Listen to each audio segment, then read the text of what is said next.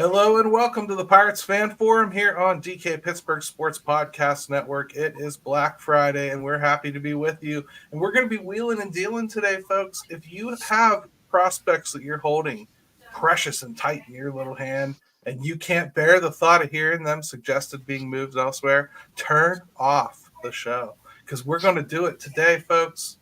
You know who's going to help me? The same person that always helps me do crazy stuff like this. Jim Stam, how you doing, brother? I'm good, man. Happy belated Thanksgiving. I hope you ate too much. I did, and so this is a nice, relaxing day for me. That's good, man. Good to hear. I was better than I normally am, I would say. And we had a peach pie from Oakmont Bakery. Ooh. My goodness, dude! This wasn't like pie filling. This was like whole, real good peaches. I mean, it was so good. Oh. We wussed out and grabbed Marie Callender's Dutch apple crumble pie and pumpkin pie, but I played through it. So let's introduce our guest. He's been on here in the past. He's done a couple Call Your Shots back in the day when we were doing that, and now Jay Spinelli is going to join us here from out in the good old mountain states of Colorado, right, sir? Yes, sir. Yep. Happy Thanksgiving, guys. So how are you doing, and why did you decide to join this crazy train? Because I gave you an opportunity to be on the show. I didn't tell you I was going to ask you to suggest trading players that you like. How do you feel about it? Well, no, you kind of gave me a little heads up on the trade stuff, and I think we had talked about that on your live deal the other day, your live chat. Off and on with technical difficulties as always, but of course. No, it was a good direction. I mean, you got to fill the off season with little tidbits of entertainment like this. So, are we talking in the real world? When we're talking about the Pirates making some of these things happen, I don't know, but I don't know. It's fun to think about, right? We'll see. I think one thing, Jim, doing something like this, I think the first thing we need to start with is start talking about values, right? Mm-hmm. Before we get into this too much, let's talk a little bit about some things that are going on in the market that kind of set the price for things. Let's talk a little bit about valuing players, okay? So when you talk about the Pirates' most valuable prospects, we have to consider everything. Prospects are even people that have made it to major leagues or you currently think are in major leagues. Right now, they're tradable assets is what we're thinking of, right? Yeah. The most valuable player in this system by far, and you can check any sources you'd like on this sort of thing. There's lists of them all over the place as far as placing trade value for players, all right? I don't use any of them as gospel, but they're still pretty religiously reliable as far as like at least the structure of where things are. And if they're wrong with your players, they're just as wrong with everyone else's. So you at least get like, are they close to the same? You're just trying to get a starting point. Exactly. So Paul Skeens, for instance, clocks in as number one, which is completely expectable. He was the 1-1. He's the one that's got the ceiling that's so high nobody can even see it right now. He is by far and away the most valuable player in the system. Would you take one guess at who number two is? Johnson. Is it Tamar? No. In fact, Termar isn't anywhere near the top couple. Jack Sawinski is number two. And by a wide measure, too. So, like, let's just use some basic numbers that I'm seeing here. And again, these are arbitrary numbers, but Paul Skeens clocks in at $73 million-ish for surplus value as far as a trade goes. Jack Sawinski clocks in at 47.6. Took me aback. As much as people act like he's a fringe player here. I was going to say, that's going to piss some people right the hell off. Number 3 is Endy Rodriguez. 38.7. Mitch Keller, right there with them, almost the exact same number. Then Brian Hayes, then Henry Davis, then Termar Johnson. I'm talking like just understanding who's valuable is not even easy. Would you have come up with that list in that order without anybody helping you understand what's valuable? I'll tell you, I'm a little surprised that Keller's not just a little higher. Like Yeah, to it's the me, 2 years of control left, but that ought to educate you as far as going after someone like Dylan Cease, who's exactly the uh, same pitcher, right? yeah, So if Mitch I have a, Keller is a I have a, 38, I have a feeling we're going to talk about Mr. Cease. I think we might too. But I just want to kind of That's lay a little bit of track just so we kind of understand what we're talking about. Everybody wants to send guys like Nick Gonzalez. For perspective, Nick Gonzalez clocks in as a 4 on this value scale. 4 million surplus, okay? And most of that is the years of control. Not that he's done anything, you know? And if you Yeah, sign a guy to a really long contract and it's a bad contract and they underperform the contract, you could see them have negative values, which also has a place in the market because you could actually maybe just eat money and steal that player who's still a good player, just playing way underwater for their contract, right? yeah. I mean, Jay, all that makes sense to you because you think like that. But it does. Are you using what is it? The baseballtradevalues.com? I'm using that, and I'm using MLB Pipeline, and I'm using another trade rumor site that I use, and I kind of Yeah, cracked them. I hadn't sorted it by best overall surplus for the Pirates, and that for that site specifically, it's not. Keller actually comes in as 4. But you're right. I mean, Sawinski's there at the top. Endy is number 3. I mean, there's some surprises there for sure. And the negative surplus value. I don't quite understand that, to be honest with you. I think they're basically saying, okay, you make $30 million a year. We only think you're going to produce at a Right. $20 No, million a year level, so you're a I negative. understand. Yeah. Yeah, I understand that part of it, but when you're actually going to try and simulate these trades, it's almost unrealistic because you still got to give up somebody, something for, Giancarlo Sure. Stanton, even Simulating though these he's so trades. far in the water with his That value. said, the exact scenario you're talking about is the trade Neil Huntington pulled off with Liriano and Ramirez and the one catcher that I can't remember the name of. He shipped 2 assets with Liriano to get Toronto to pay for his contract. So that was moving a negative contract, basically padding it with assets, right? But we gave them usable assets in the process, right? So that's I'm kind of sit. how it came to be. I appreciate you. Now you've distracted me. Maybe someone will comment about who the catcher was. Why can't I think of his name? That's gonna drive me nuts now. It doesn't matter. I can't remember his name either, right off the top of my Light head. hitting. Let's I'm put sure it that somebody way. will hit us with it. Regardless, he never really panned out. He bounced around the league a little bit. I think he's still bouncing around the league. So one more little thing I wanted to get out before we got into the break, because I think it's instructive again as to kind of what's going on in the market. Pirates need pitching badly, right? So the White Sox obviously do as well, and they're talking about shipping out pitching. The White Sox trade left-handed pitcher Aaron Bummer, 6.79 ERA in 61 games last year, to the Braves for Michael Soroka, Jared Schuster, a left-handed pitcher. That's 2 starters. Instantaneously would be in our rotation. Instantaneously will be in Chicago's rotation. Instantaneously. A decent utility infielder, Nicky Lopez, Braden Shoemake, and then a minor leaguer, Riley Gowans. All for Bummer. How did they do that? What are the Braves seeing?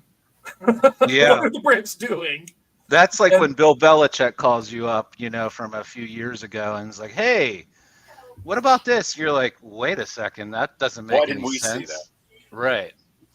But if they got that for Bummer, what are you going to get for a starter like Cease? I mean, we talk about these values, and yeah, that's a thing.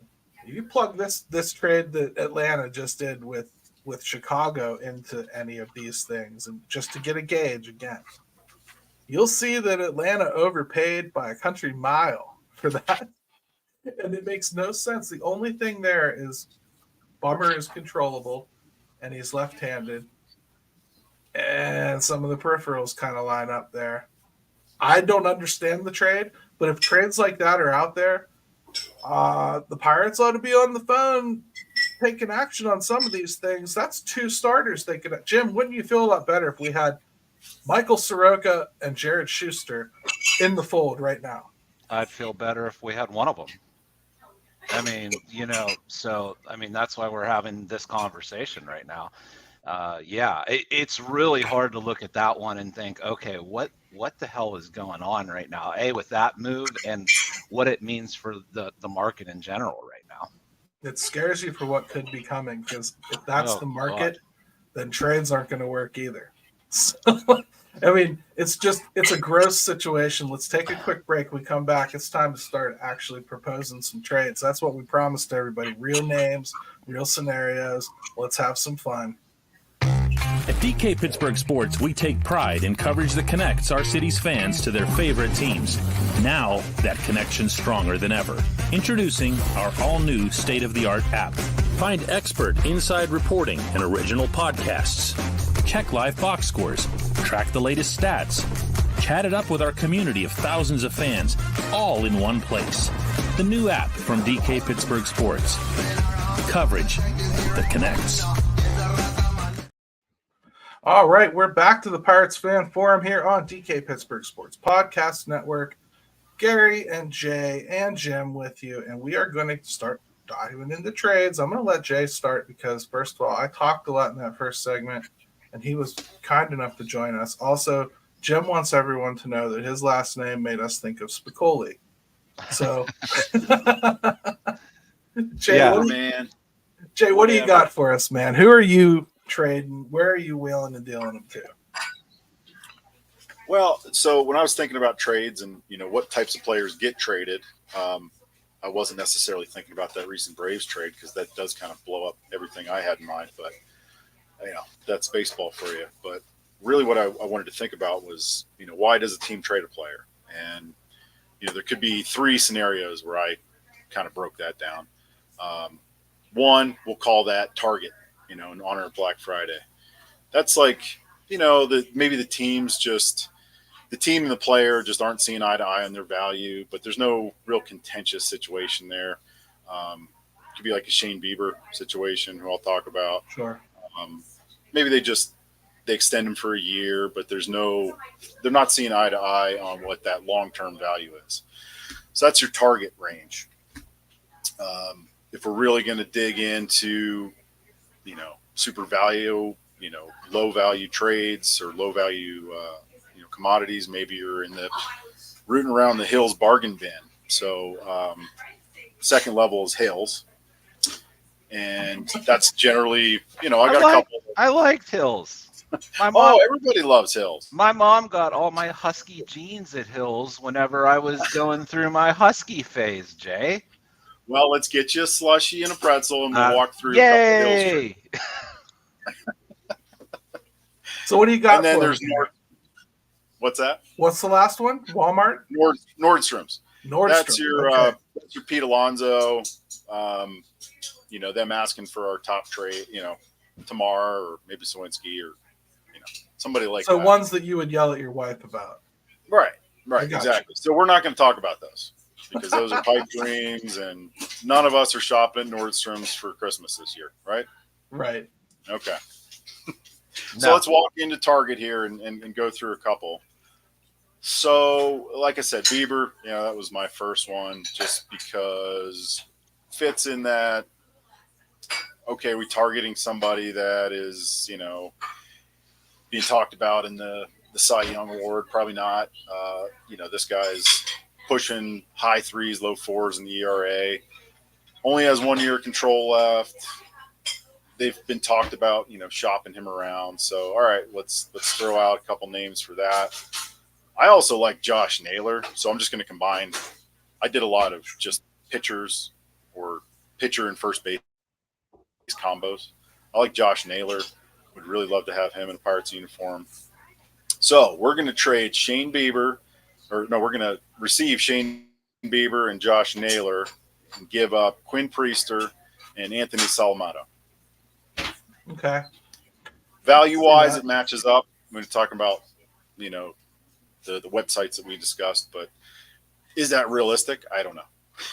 The only thing I would push back on is giving up 2 pitchers that could help within a year or two, which is really close, for a pitcher that's going to help for a year max.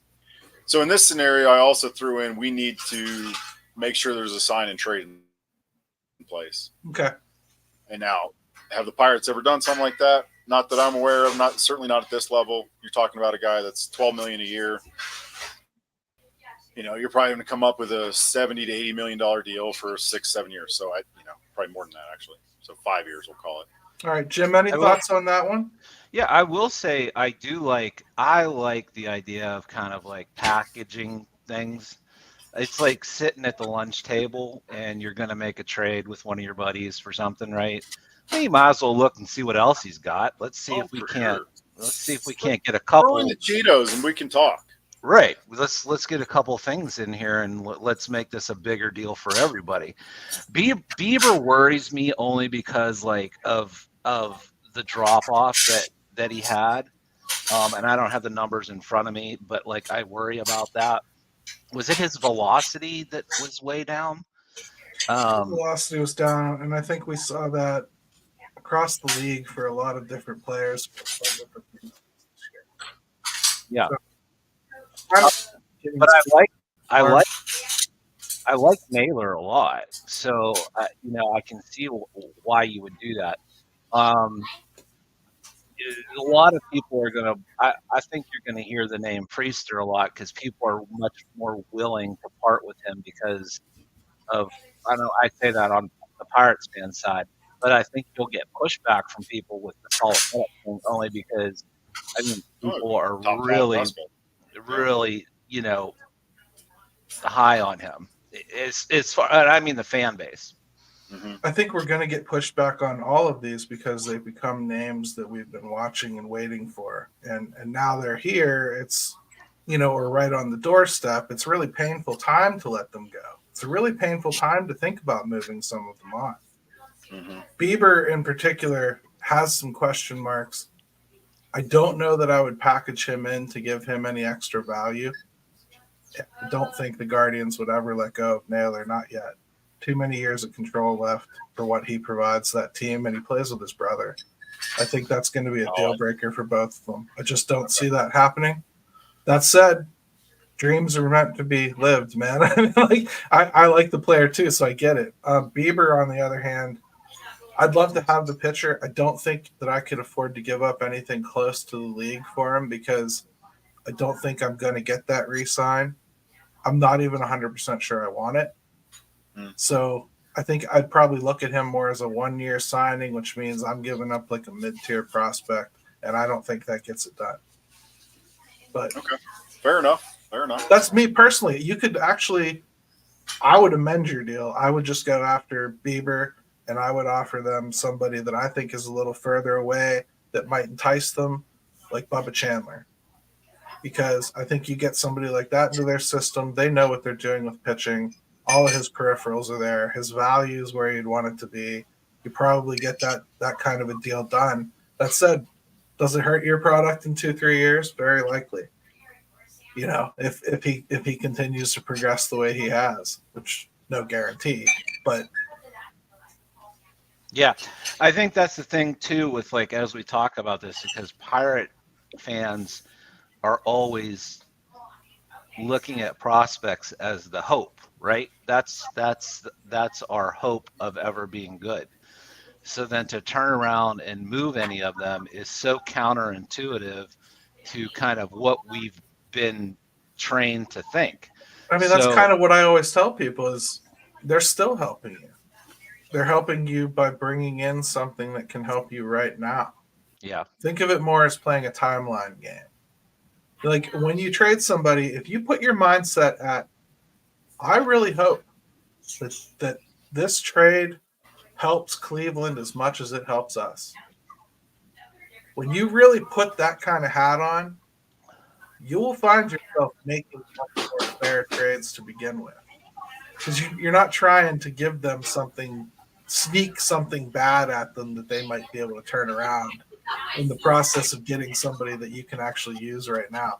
you're thinking more along the lines of, hey, I know this is going to help you. I expect this to be a good player. But Yeah. I know this is, and I need it right now. I don't need it in 2024, 2025. Let me put it this way. If you are the guy in fantasy football league that wants to screw over everybody in the league when you make a trade and you offer, 4 pieces of garbage for somebody's wide receiver number 2, this probably isn't the show for you. Tread lightly, tread realistically. Yes, we're going to go through some scenarios here, but don't be stupid about it either. All right, can I try one? Yeah, go. Sure. All right. Here's my favorite, I think. Braxton Garrett from Miami. And folks, it's very possible they'll deal him. He is one of those guys that they're dangling.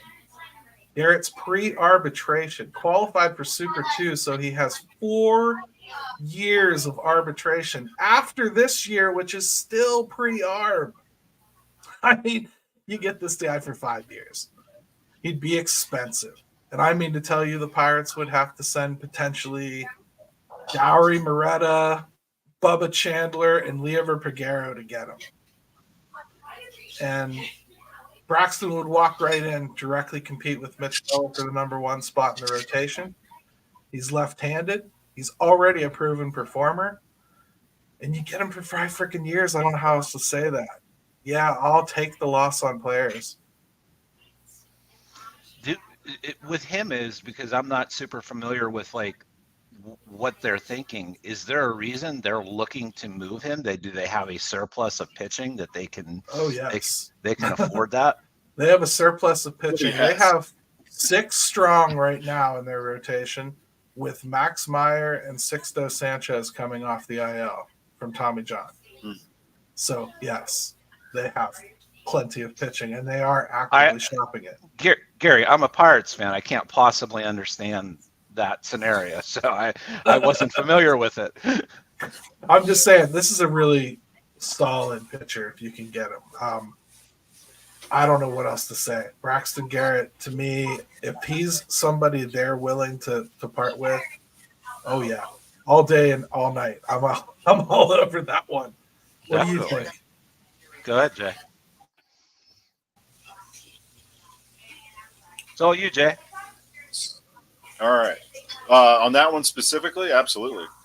I mean, 52 surplus is what I'm reading on Braxton, and you're going to have to come to the table with quite a bit. Now, can we dig into the teens and 20s as far as our prospect lists and throw 3-4 at them? That's kind of where I'd be at. Maybe pairing it with a Bubba Chandler. But man, I mean, what a luxury that they have to give this guy up. I guess the only thing I'm seeing is maybe he had a little bit of a tail off on his strikeouts per 9.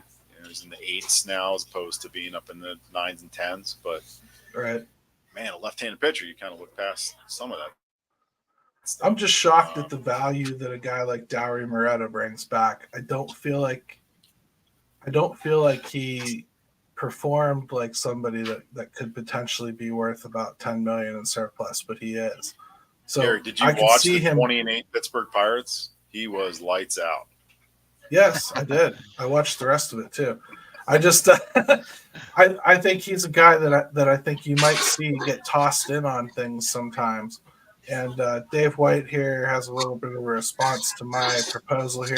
He'd go after Trevor Rogers from the Marlins. I think he's due for a rebound. I think he is too, but reports are that the Marlins do not have him as one of the ones they're talking about wanting to move on from. Braxton Garrett is.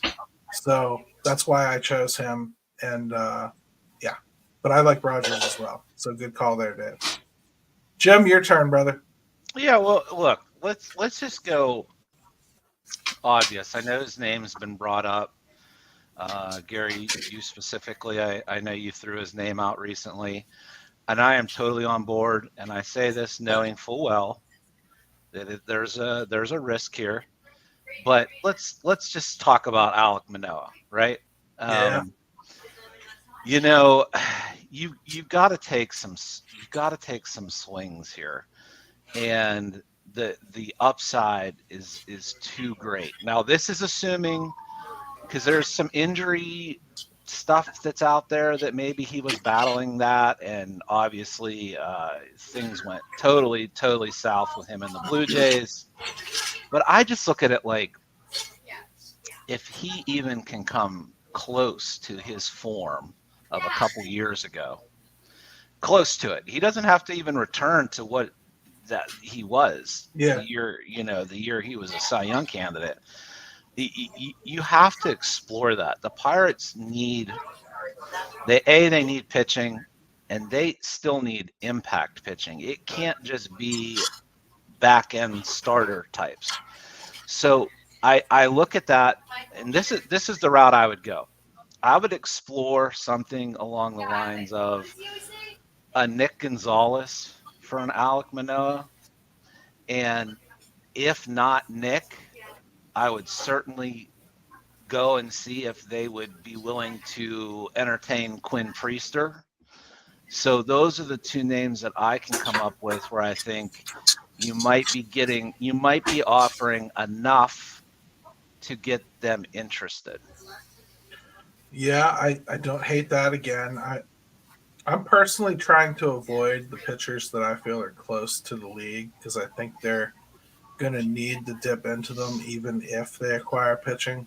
So I don't like getting into the Priester area, not so much because I think he's going to be a superstar or I've 100% bought into him.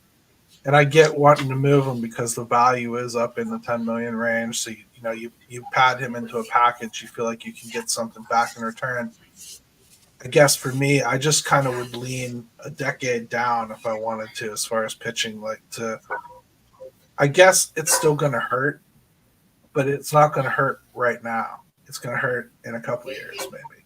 Sure. So I guess I'd go into Somebody the Hunter Barco range. Yeah. Yeah. That's the only reason I tried to steer away and think maybe Gonzalez, but I don't know where they line up organizationally, like with their needs, and I don't know if Nick Gonzalez his stock was really hurt last year, or if teams still see him as something that he's worth exploring. His stock was damaged as soon as he didn't debut in 2021 or 2022. I think if he had debuted like at the end of 2022, which is considered on schedule for how advanced he was supposedly when he was drafted out of college, I think, you're probably looking at a different situation. But he had injuries and whatnot. We make all these excuses to ourselves when we're talking about like why he's not a bust yet, right? Oh, he had all these injuries. Oh, he busted up his foot. He couldn't play for all this time. Oh, blah, blah, blah. Oh, he was hitting here and it wasn't right. I think all in all, you want a player like that, a number one pick. You want them to just kind of force their way there and get through all the BS at some point. That's what you need to see. I think in many ways, it's what we're looking for Kenny Pickett. Canada, blah, blah, blah.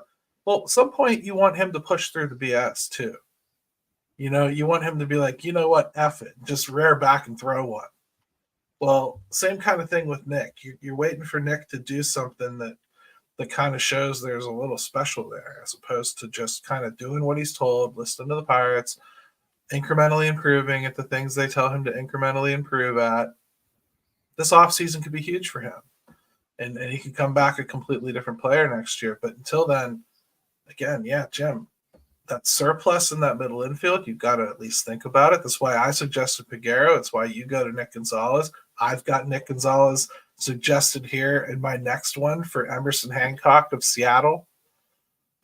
Because there's another pitcher that had failure to launch. And so what am I doing? Offering a failure to launch, a change of scenery situation. It's almost prospect for prospect. They both got some MLB debuts. They both got a ton of control. The values are similar. Swap. They need hitting. We need pitching. Yeah. And obviously, let me ask you, are both of you totally on board with exploring Manoah, or one of you out on him? 100%. 100%. Yeah. No, I mean, I read up on him quite a bit, and it sounds like the Blue Jays are still leaving that 5th slot open for him to prove himself to come back. There's also a dream scenario, though, where you hear Pirates have signed Manoah to a minor league deal. That's the kind of guy that you wish Ray Searage was still here, and you might throw a little bit more at them to land him just because you think he can rehab him. So, I think it's he's going to pretty easily find his. Go ahead. I was just going to say I did put together a trade on the simulator for that one as well. There's a lot of I think he's at an 11 surplus, and I had to throw in. I think I did Malcolm Nunez, Lonnie White, Sean Sullivan. I mean, it was kind of a bigger package than you probably realistically would do. But those are some names that I'd throw out there, and maybe you'd have to pair it with a Nick Gonzalez. But I think they still see a lot of value in him, so I don't know that even a flip of Nick Gonzalez gets it done. Yeah, Right. that's the thing too. Is I'm quite sure the Blue Jays aren't going to sit there and say, "Yeah, he sucks, he's done." They probably for sure. still want a little extra simply because, and Yeah. you'd have to be willing to go there on him. So yeah, it's a gamble, but I think you're not going to get where the Pirates want to go by not taking a couple swings on some of these kind of guys. You got to get lucky. You got to have some luck in this. And you can tell He from a lot of absolutely would be wise. you can tell from a lot of my trade proposals that I'm trying to flip the timeline a little bit. I'm always going for control and years of control. I'm trying to move that bucket down the line, but I'm also trying to get guys that have already tasted MLB and tasted MLB success. It's such a hard little sweet spot to try to hit because that costs a lot of money. A little bit of success in MLB changes the perception of a player like you wouldn't believe. And then all of a sudden that control, it kind of looks like a useless burden when you're first talking about them and they're in the beginning stages of struggling like Nick Gonzalez. Well, Right. Let's say he comes out in the first couple months of this year and he hits 10 home runs and 250-ish, and he's playing really good second base, and the Pirates are giving him a lot of opportunity. All of a sudden, that trade value that's sitting at 4 right now, they're going to go, whoa, now he's got all these years of control, and look what he's doing already. And now they'll blow that up, and that number will become 20, 25, right? Yeah, none of it's static. It does. Yeah. It's crazy.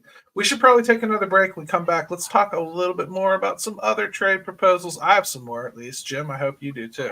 I do. Sweet. I do too. At DK Pittsburgh Sports, we take pride in coverage that connects our city's fans to their favorite teams. Now, that connection's stronger than ever. Introducing our all-new state-of-the-art app. Find expert inside reporting and original podcasts. Check live box scores. Track the latest stats. Chat it up with our community of thousands of fans, all in one place. The new app from DK Pittsburgh Sports. Coverage that connects. All right, and we're back to the Pirates Fan Forum here on DK Pittsburgh Sports Podcast Network. Make sure you subscribe, make sure you like it, make sure you rate us. And if you found this show somehow, some circuitous way that you came upon it and stumbled upon it, make sure you tell your friends about it. If you like it, they might like it too, and maybe they just haven't found it either, so make sure they do. Let's start with what Dave White says, because I knew it was going to come up as soon as we started talking about this. Just need to be careful and not make another Chris Archer type deal. I've said this for years. Trade that shall not be named. I've said this for years now, though. That trade, that Chris Archer trade, the most damaging thing it did to this franchise was scare this owner from doing something that he absolutely has to entertain. You have to trade prospects in this business to get anywhere, especially if you don't have money to spend on the free agent market. Not enough money anyway. So you got to do the right things. And Ryan Lytle brings up the Aramis Ramirez deal. The Aramis Ramirez deal had absolutely nothing to do with trying to better the team. It was a team that couldn't afford their bills, and the only way they could afford their bills was to trade Aramis Ramirez to a team that openly bent them over a kitchen table and took care of business. That's what happened. No, look, it was awful, but that's a totally different circumstance than what we're talking about right now. Right. The Archer trade has left not only the Pirates, maybe Mr. Nutting in general gun shy, but fans as well. Right. All right, Jim, what do you got here? You got your turn again. Let's go big fish here just for a second. What do we got?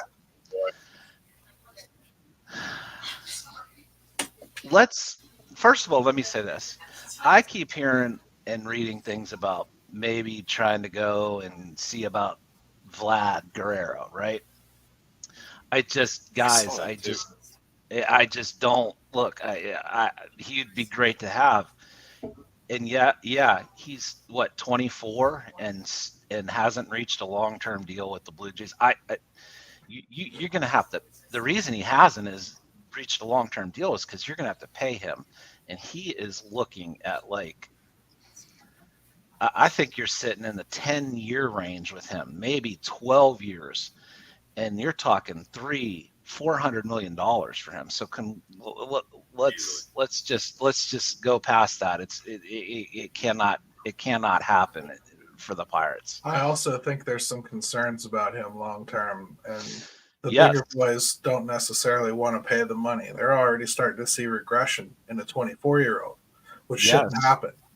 He's had a couple years where things have he's still a good player, but not to where it's going to be a big team that's going to say, you know what, we'll eat it like we've done before if it doesn't work out. That ain't going to be the Pirates. So anyways, let me just get that part out of there. But let's talk about a team that the Pirates really seem to match up with. Okay. And so that's the Chicago White Sox. And the White Sox are in some kind of a transition.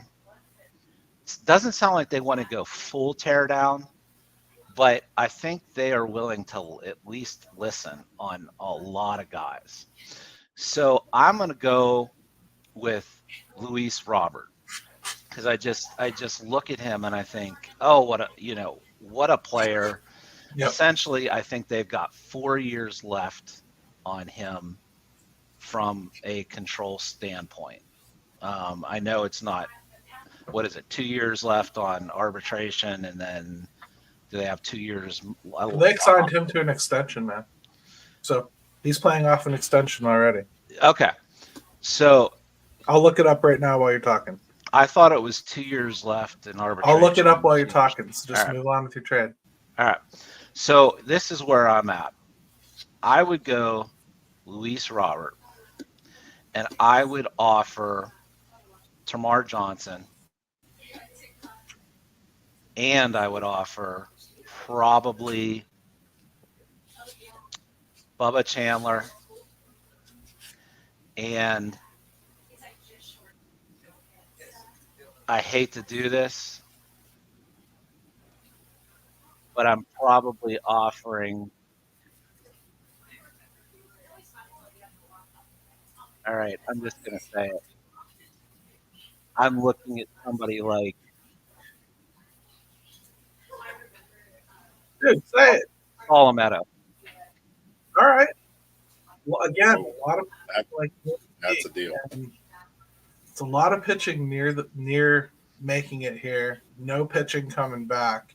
The biggest problem they have is pitching. That's what scares me about it. I understand the star swing. I really do. But you better hope this team scores 10 runs a game. I know. I'm not sure if Robert does that on his own. I love the thought. I think I'd probably, if I'm going to be talking about a giant package that it would already take to get him, screw it. Throw Cease into it and give them 2 more or something. Package those 2 together and make it happen. Yeah, Cease was somebody that I initially started off being super hot for, but I think you got 2 years left on him. And as soon as I read that his agent is Boris, I was like, well, Oh, I didn't I'm know like, that. I'm out because he will take him to free agency. So like any chance I see of them like hopefully trying to work something out with a pitcher like that, I just think that like that part leaves the room immediately. And so then what am I left with? 2 years. I guess that's maybe why I'm looking for guys that have 3-4 years left of control for the most part. It's why most of my proposals are along that line. Yeah. I don't want to care about their agent.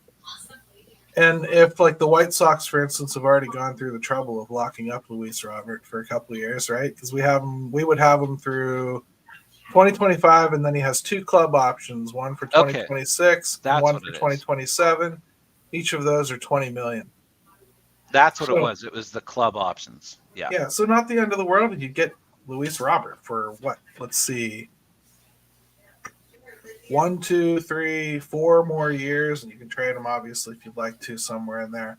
So it's worth a high spend, but they got to get pitching too. So that scares me because that was a lot of pitching he moved out. I think let's see, K1993D here, way too much pitching, so no chance. I'm sure that name is verifiable someplace as an expert on these trades. So like we'll look that up. But it seems to me like I want to avoid pitching going out that's close to the league a lot more than you. That was much less important to you than it is to me. Well, yeah, and obviously too, like what I was trying to find is like another hitter to pair with that, maybe to counterbalance that. I just don't know what that name would be to make that happen. Well, they Maybe- got holes all over the place and they need youth. So I mean, you could think about tossing a guy like Sung-Shae Chang at them. You know, he's top 10 prospect, shortstop.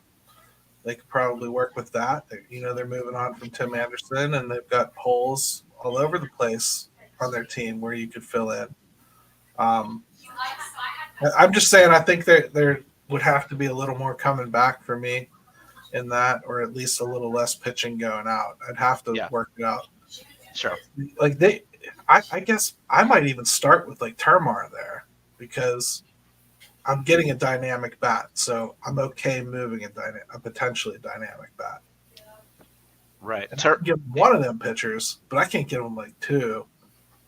And if I did give them a second, it would be one that's down further, like Shim or yeah. Hunter Barco. Somebody that's down a little bit further and a little bit further away. Absolutely. Hey, I said I was going for it. Dude, I love it. I love it for real. Take swings, man. I love the name.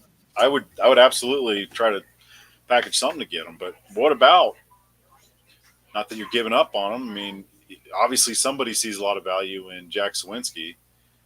I mean, you're upgrading your outfield there. Why not start with him? Package him with, maybe more of the Bubba Chandler name as opposed to Solometo or go back to Quinn Priester. I love putting his name out there just in general, just to see what's his value on the market. I mean, do teams look at a pitcher like him and see all the success he's had in AAA and think, well, we can do something with that. He's obviously close, and he's been in the majors. I do love targeting a big name all-star center fielder, though. I mean, that's fun. Yeah, I could do that all day. Okay, so what if you roll through saying like, do either of you like the throw in the possibility of a Henry Davis anywhere? Yes, I will, and I have one later that I'm going to throw in. All right. Let me read another one here that's kind of tangent. This is from my guys at Inside the Bucks Basement wrote this. Justin and Joe Boyd, they always write up these trade proposals, and you were kind of walking around the White Sox a little bit, and they've got a few options here that I think are pretty interesting. I wanted to just float them in front of your nose and see what you think. Luis Robert is one that they actually proposed. Okay, go get Luis Robert. the White Sox would get from us Termar Johnson, Quinn Priester, Bubba Chandler is the way they went. So very similar to what you said, top end pitching, big prospect. I do think that lines up from a value standpoint. But, and I mean, the White Sox might not be dumb to do something like that after what they just pulled with Atlanta, Yeah. Another one that they proposed was Eloy Jimenez, which he's another outfielder, lower cost, much lower cost. They talked about trading Xander Muth, which is like a really low level pitcher for the Pirates. Mitch Jebb, again, draft pick just last year for Eloy Jimenez. That could get you a nice bat in the outfield relatively cheap, right? I like that move. Eloy. Nope. Okay. No, go ahead, Jay. I was just going to say another name I'd throw in there is Andrew Vaughn, first base. Mm-hmm. 3 years of control. I think the Pirates have been rumored to be in on him at trade deadline, whatnot. And I don't think he cost a ton, but he also was coming off a career year, so take that for what it's worth. You probably have. I'm not 100% sure what they'll do with him. Yeah. What's I was really even thinking of him as like kind of a solo trade, like Nick Gonzalez and Malcolm Nunez for Andrew Vaughn. I don't know. What's really interesting about the White Sox is not only the transition period they're in, but they're also in need of catching and second base from what I've seen and what I've read. And Right. I'm like, well, that's why, when you start talking about, matching things, there's some things that we could work with there. Yeah, you could match up really well with them. Like, I would think Dylan Cease, I'd start with probably one of Henry Davis or Termar Johnson. I think one of them would probably make it happen, and you'd have to throw in one of those pitchers. I would think you're looking at like a Solometo or a Braxton Ashcraft or, Yeah. Jones. Now, Jones is another one, right? as long as you're okay with 2 years of Cease and he's affordable, I think it's only going to run you about $20 million over those 2 years to do it. As long as, and I'm fine with that actually. Like, it's just that's probably what you're going to end up doing to get him. I just don't know what picture you're going to try to paint that they would ever turn around and sign any of these guys that we think matter that are coming in here. They're Probably not. They're not. If Well, it's a it's pitcher that we're getting that I think matters, okay, but they're immediately somebody I don't think they can go out and sign. Yeah. That's the only reason I would go this route. Otherwise, I'd say go to the market and get what you want for 2 years. I just wish it wasn't the 2 years. That's the only thing. I think the 2 years is the blessing. If it was one, I'm not talking about it, just like Bieber, to be honest. You saw me plug my nose about Bieber earlier. Well, it's the 1 year. That's why. Yeah. The 1 year is nothing. 2 years? Okay. Well, that's 2 years of a pitcher I know, if he's healthy, is going to give me really, really good results for 2 years, as opposed to a plethora of guys that I think might. And that's the whole point. Does it suck that he'll be right back out the door in 2 years? Yeah, it does. I mean, they can make a qualifying offer and get a draft pick like a normal team. That's what they should do. Well, normal. We don't live in normal, Gary. Here, I got another weird one for you. Sir. I got another weird one for you because not all of them are going to be top line. All right, here's another suggestion. I think with Detroit, I go with Bo Brisky. He's a left-handed reliever. Okay, he did start in 2022, and then they moved him to the pen in 2023. He's got really good stuff. Posted decent numbers. Still in pre-arbitration, so the Pirates would hold his rights for 4 or 5 years. And even if he doesn't last in the rotation, because I would suggest moving him back to the rotation and stretching him out, this would be my attempt to reclaim somebody. Okay, this would be my Vince Velasquez swing. Either way, I feel like he's a good pickup because last year in 25 games, he put up a 3.60 ERA in the bullpen. When he's healthy, he can contribute. I like him, and I don't think it would take more than like a Yordane De Los Santos to get him. Okay.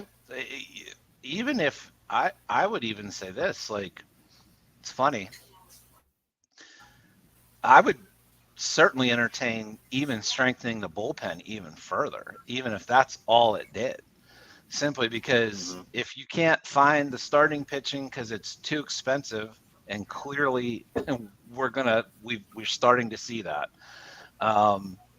and you can't find the trade partners, well, go where you can strengthen things. And if that's how you have to do it, Gary, I'd be all on board with that. I should have done more of thinking about that when we started this exercise. Jay, do you got another one? Yeah, I didn't look at any relievers, but I was kind of piggybacking on. No, I got more. I got plenty of options here. You had kind of gone down the path of the Mariners, and they pretty much went out and put up Hancock, Brian Wu, Bryce Miller all on the block just because they're so deep at starting pitchers. So, I mean, I went big on that one. I won all three. Oh wow! And I'm going to give up Salameno, Harrington, G1 Bay, and Dari Moreta. Is that going to work? Okay. I don't know, but I'm swinging big on that one. What if that only got you two? I'd be, as long as Hancock was one of them, I'd be open to it. You know, he was at once their fourth top 5 prospect. Back in the day when we were trying to trade Adam Frazier, I wanted Hancock pretty bad. It's just he certainly hasn't panned out. So that is a reclamation project. I have him as a target as well, but I don't have him as a guy that I expect to just step right in. Yeah, that might be the biggest issue with him is like when you're looking for that like immediate stabilizer. Yeah. I like your thought though. I wonder if they would ever give up all three of those really though. Yeah, like, realistically. For instance, they're all on the block, but I think maybe that's more like I bet the Pirates, for instance, have Ortiz, Contreras, Priester, and all on the block technically, right? And you point to them and say pick one or pick. Yeah, but you would never move all of them, right? So yeah. I got one more. I was willing to look at it like, okay, maybe we can mix and match here, but throwing out some names. Yeah, I don't hate that. And I was actually looking, and I dug into their prospects pretty deep. They got a lot of single A plus sort of folks in their top 10. So maybe throwing them some guys that match up with that timeline, and Harrington, and at least one guy. And then, a couple major leaguers that maybe aren't going to produce a whole lot of value for us. Now, Moreta. I wonder if you could convince them to add in a bat too, to come back from like. Did you say Ty France? Is that what you just said? Well, that's where I was going actually, because I know Ty France is coming up on a decision with them, and if you could get him included somehow, I think then you're kind of moving somewhere because you're addressing a couple concerns with the same sets of players. So I kind of like that idea a little bit. Mm-hmm. Seattle's a decent trade partner too. So is Chicago. I think there's a lot that could be worked out there.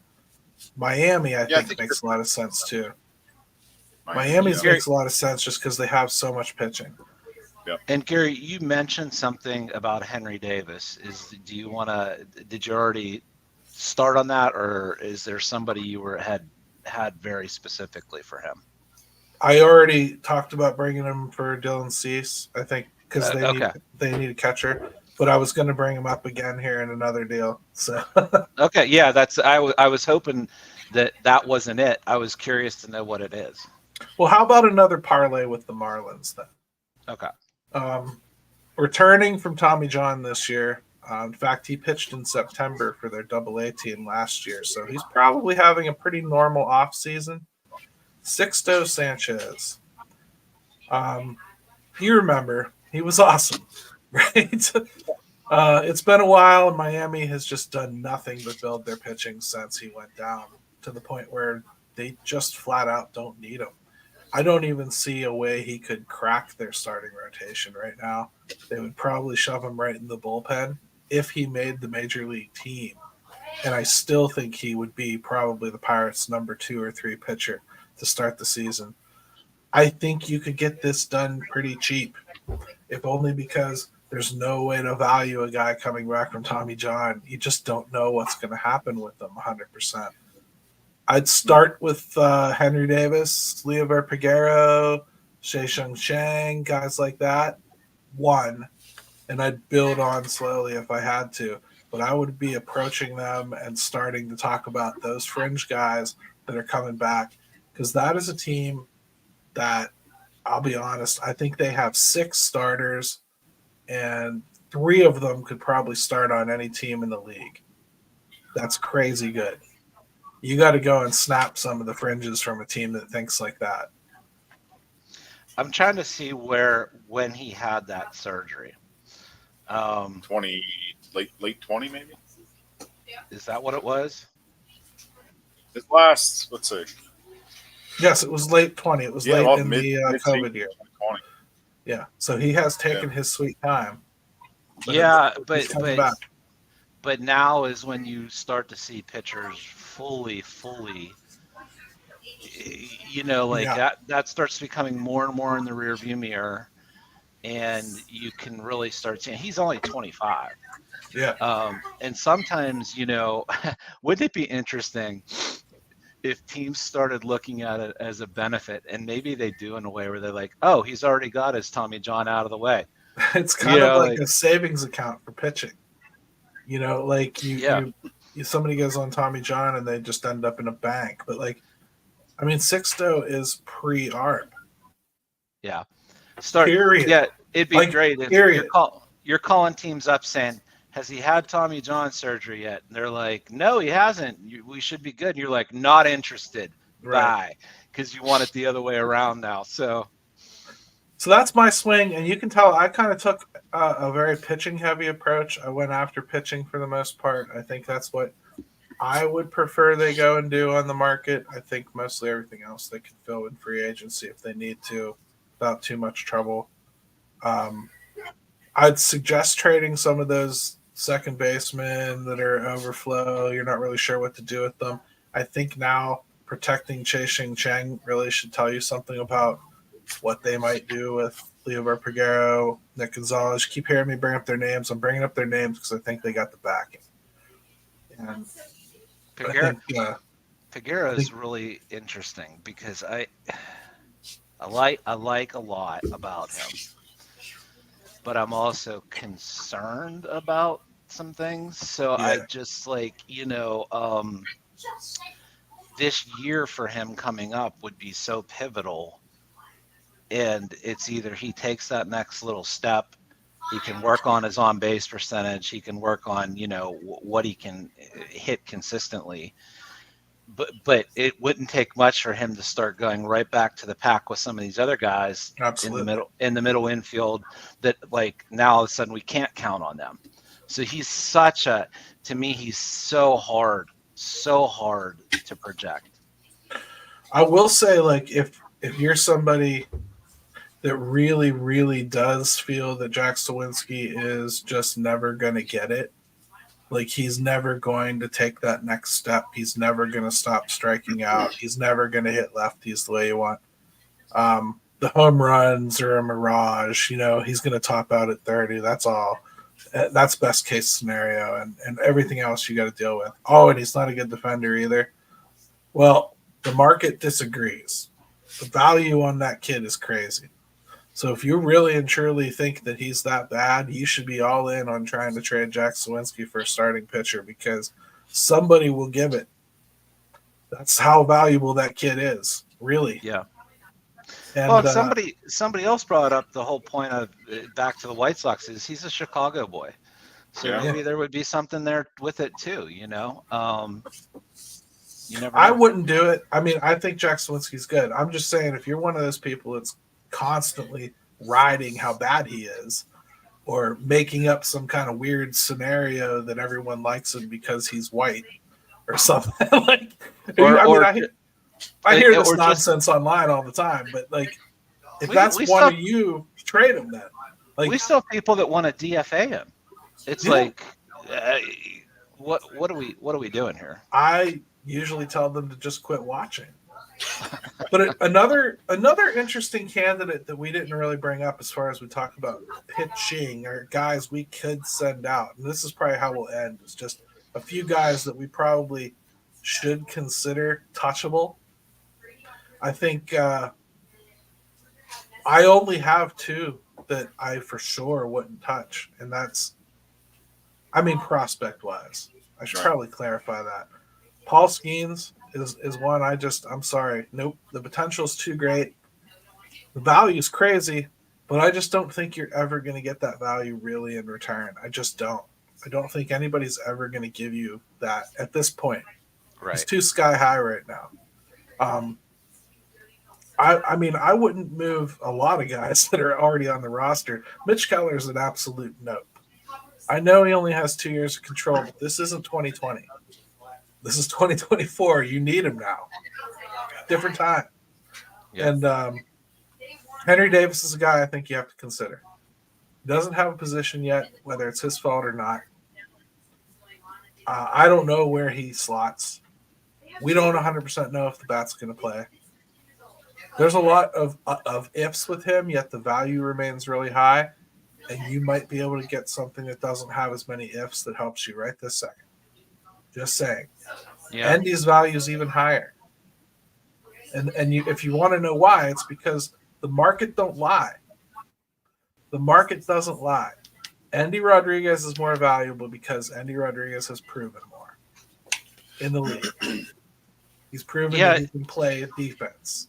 My thing about Henry is at this point is like I'd hate to sell low on him, and I almost feel like the Pirates have done a little bit of that to themselves with him. Yeah. And so, I certainly would entertain it, but I also feel like, man, you get this far into it with a guy, you've done him really no favors. I hesitate slightly, although I would certainly consider it. He's not untouchable to me at all. Right. And I don't want to keep pushing him out the door.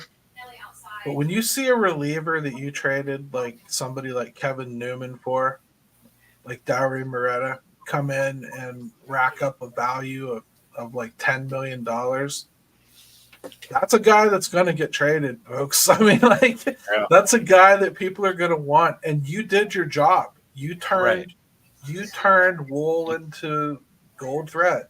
You traded out of him. Kevin Newman for something that you can actually move now. Win.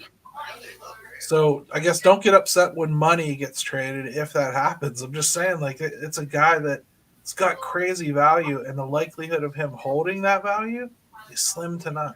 Yeah. All it takes is half a bad season, or right. I'll end on this note. I look at Termar Johnson as somebody that I would really, really explore moving. He's still a baby. He's still 19. I just think that, there's if the right deal comes along, I would move him. I'd have a hard time doing it, but yeah, I agree. I just see a lot of power potential there. Yeah, I agree with you. You have to be in the Pete Alonso conversation, and the money probably negates that anyway. But yeah, and the Pete Alonso conversation, to me, never exists for the same reasons I said earlier, Jim. We ain't re-signing him. Yeah. We're not even going to entertain re-signing him. So it does absolutely nothing to me to move a bunch of prospects for him. Especially, I don't even think he's that good, to be honest. The home runs are really great and everything, but I don't think he's a especially great fielder. I don't think he's a very good anything else besides the home run. Yeah. And I wouldn't want him here. For a very long time. I don't even think he's a good locker room guy, to be honest with you. But that's just my opinion on him. As far as Termar goes, though, yeah, he'd have to be somebody big. You'd have to be talking about he's what gets one of those deals done with Miami for one of those long-term pitcher situations, or he's somebody that you send along to sweeten the deal on something that you had no business getting from San Diego, like Joe Musgrove. You know, because Joe Musgrove ain't going to come easy off that roster. He's one of the few things they're paying appropriately. So you're going to Another have to fun give one from value. the San Diego Padres. We didn't bring his name up, and his name's been all over and tied to the Pirates. Cronenworth. What a mess of a deal he's got, but could you get San Diego to pay a chunk of that? Who tied him to the Pirates, though, and why? Well, I'm not calling out any bloggers specifically, but let's just say he's probably not in your top 5 friendly accounts. Let's put it that way. Yeah, I mean, he might be a top 5 on another type of award show. I certainly hope so. You know what? Something like, I'll send it to you. It could be, his crowning achievement to get on that list. Yeah. I'm not big on Cronenworth personally. I think he's okay. I also just think like he's been underwhelming ever since they extended him there. So I don't train record last year. I'll tell you. Yeah, I'll tell you what like made this further enlightening to me is this exercise is, man, it was still hard to find anything at first base for the Pirates. Like I couldn't find anything that I really was okay with. It's like it's just a never-ending black hole. It's not really out there, Jim. I mean, it's a unicorn. Oh, we mentioned a few names. Ty France. Ryan Noda I thought was kind of a cheaper option. That we didn't talk about the A's at all, which I don't know how that happened. Because all I'd want is Blackburn. I guess the A's. The reason that was one of my package deals was Blackburn and Noda. The reason I didn't bring up the A's is because the A's have to be to the point where they're done with their cycle now. They just don't have anything left to give. Even Blackburn is crap. Like you'd take him because you just want like he's a starter. He'll fit your slot somewhere. But you don't get Blackburn and go like, yeah, playoffs, here we go. Blackburn's a filler. And that's what they're down to selling, though. I mean, this is a team that just signed Osvaldo Bido to a major league contract. Yeah. Like they don't have anything left. And they're in for 2-3 years now, just in this complete abyss of nothingness. So hey, that was the Black Friday special of the Pirates Fan Forum, and I think it was pretty fun, Jim and Jay. I think we had a good time doing all that. That was a blast. Put us on blast. Tell us where we were stupid. Tell us your trade proposal that you've repeated on X 1,000 times and we should have seen and we're stupid for missing. Do all that stuff. And make sure you check out the show next Friday again because I'm going to be in Boston. So we have to do the show on Friday again. And Jim and I will talk about what time we do that. Maybe we'll do a later night special for once or something like that. We'll talk and figure it out. But for this week, that's all we got. I'm going to toss it off to my buddy Ben. And for me, I'm going to say, let's go Bucks. And thank you, Jay, because it was awesome having you on for the first time. Good seeing you, buddy. Good seeing you. Thanks, boys. Have a good holiday.